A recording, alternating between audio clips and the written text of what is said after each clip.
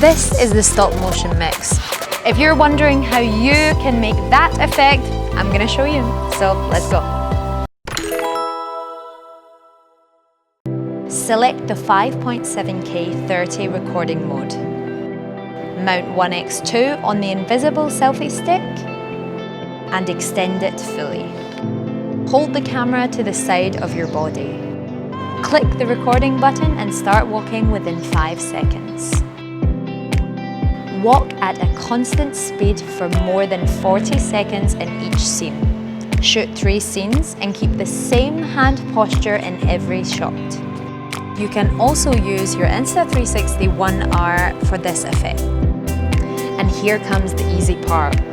Tap Stories, ShotLab, Stop Motion Mix. Use this theme and select your clips. The AI will identify the best parts for you. Then all you need to do is export and the job is done.